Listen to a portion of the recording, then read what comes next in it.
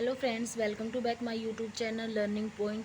आज की इस वीडियो में हम पढ़ने वाले हैं क्लास 10 का चैप्टर नंबर 13 एक्सरसाइज 13.1 के क्वेश्चन नंबर फर्स्ट और सेकंड। इस वीडियो को स्टार्ट करने से पहले आपको इस चैप्टर में यूज़ होने वाले सभी फॉर्मूलोज़ के बारे में पता होना चाहिए। अगर आपको नहीं पता है तो कोई बात नहीं, आप पहले फॉर्मूलोज़ को लर्न कर लेना अच्छे से। वीडियो मैंने इसके ऊपर बनाई हुई है, इसका लिंक आपको मैं डिस्क्रिप्शन में दे दूँगी।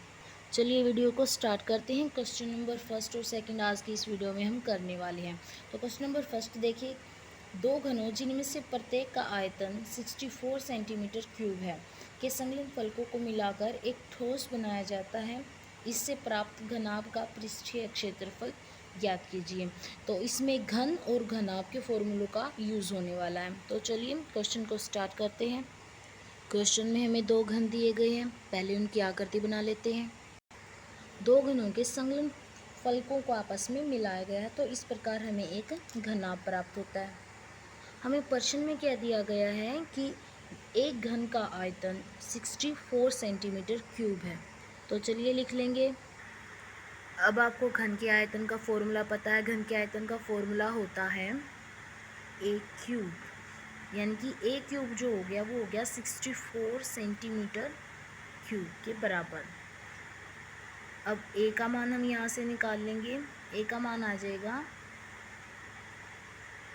क्यूब 60। जब हम इसको सोल्व करेंगे तो ए की वैल्यू हमें प्राप्त होगी 4। अगर आपको ऐसे ही सोल्व नहीं करना आता है तो मैं आपको सिखा देती हूँ। 64 की वैल्यू हमें जो है वो निकालनी है। तो पहले आप इसको ऐसे सोल्व कर लेना।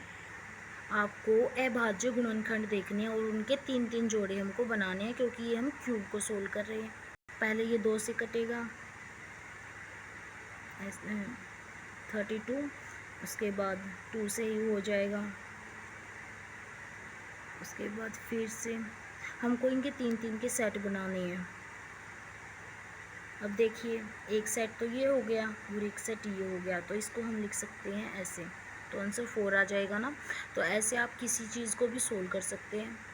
आपको वर्गमूल या घनमूल से बाहर निकालना है तो ऐसे करना। घनमूल से निकालोगे तो आपको 3-3 के सेट बनाने हैं, और अगर वर्गमूल से निकालोगे तो आपको 2-2 के सेट बनाने हैं। आपको ये समझ में आ गया होगा। चलिए अब क्वेश्चन पे वापस आते हैं। तो अब हमने ए का मान निकाल लिया। ए क्या है? इसकी एक भुजा है, यानी कि एक भुजा जो हो गई 4।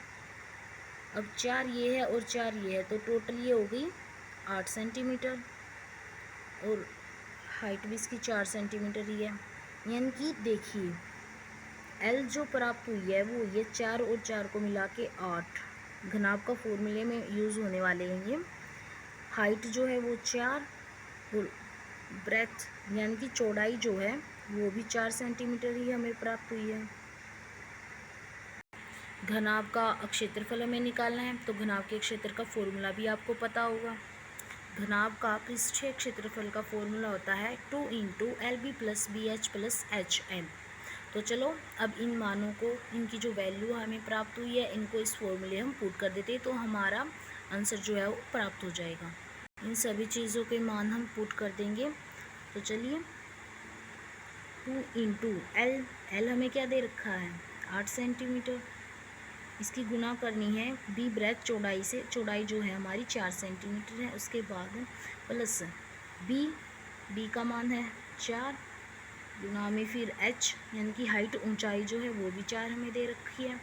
उसके बाद एच यानी कि ऊंचाई, और एल यानी कि लंबाई। चलिए अब इन सभी के मान हमने फॉर्मूले में रख दिए हैं। अब इसको आगे हम सोल्व करते हैं। सबसे पहले ब्रैकेट सोल्व करते हैं। 8 की जब 4 से गुना करोगे तो कितना आ गया 32। 4 की 4 से करोगे तो 16।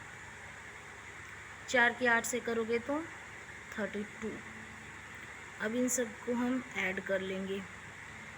इनको ऐड करने के बाद हमें क्या प्राप्त होगा 32, 16, 32, ये हो गया 80।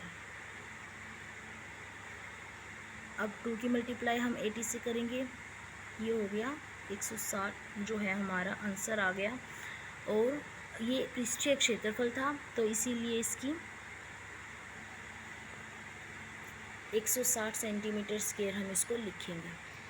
आंसर के साथ उसकी जो यूनिट है वो हमेशा लिखते हैं, वरना आपके एग्ज़ाम में नंबर कर सकते हैं। चलिए क्वेश्चन नंबर सेकंड हम अब स्टार्ट करते हैं। देखिए क्वेश्चन नंबर सेकंड में हमें क्या दिया गया है। कोई बर्तन एक खोखले अर्धगोले के आकार का है जिसके ऊपर एक खोखला बेलन अध्यारोपित है, यानी कि एक खोखले अर्धगोले के ऊपर एक खोखला बेलन जो है वो रखा गया है।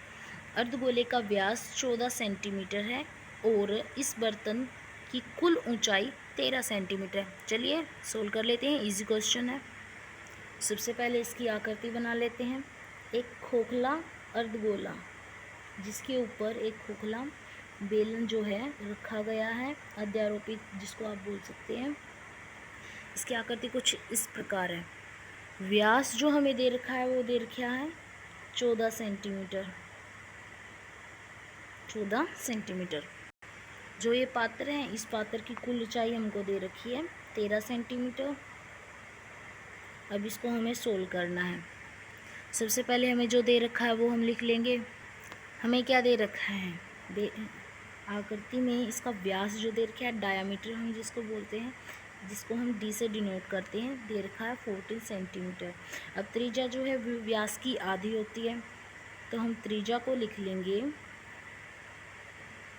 ऐसे। तो त्रिज्या हमें प्राप्त होगी 7 सेंटीमीटर।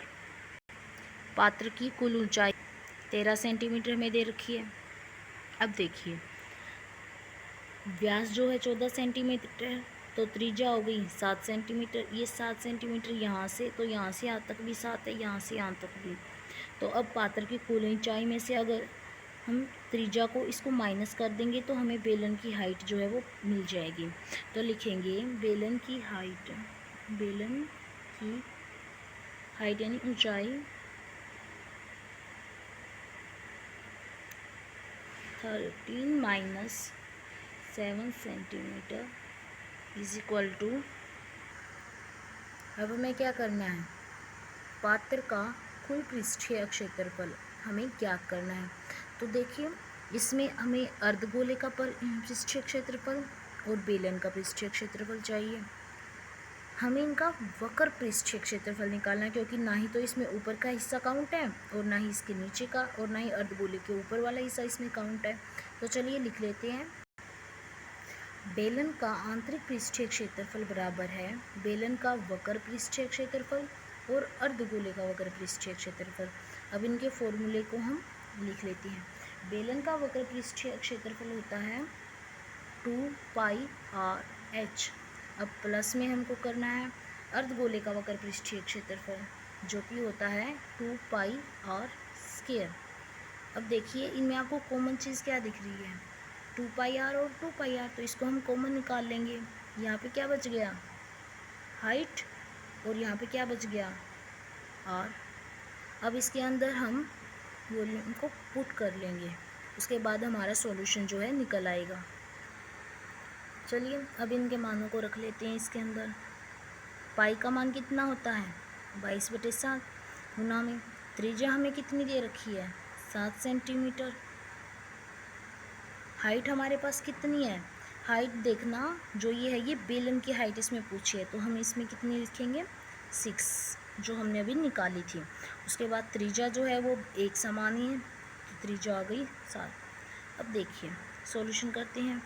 7 से 7 कट गया, अगर 22 से 2 की गुना करेंगे तो कितना आ गया 44, 44।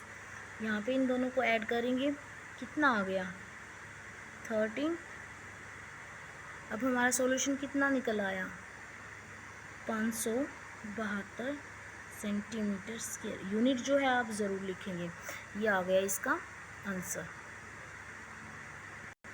आई होप आपको ये अच्छे से समझ आया होगा। अगर कोई भी डाउटफुल चीज़ लगे आपको इसमें, अगर कुछ भी पूछना है तो आप मुझे कमेंट करके पूछ सकते हैं। Thank you.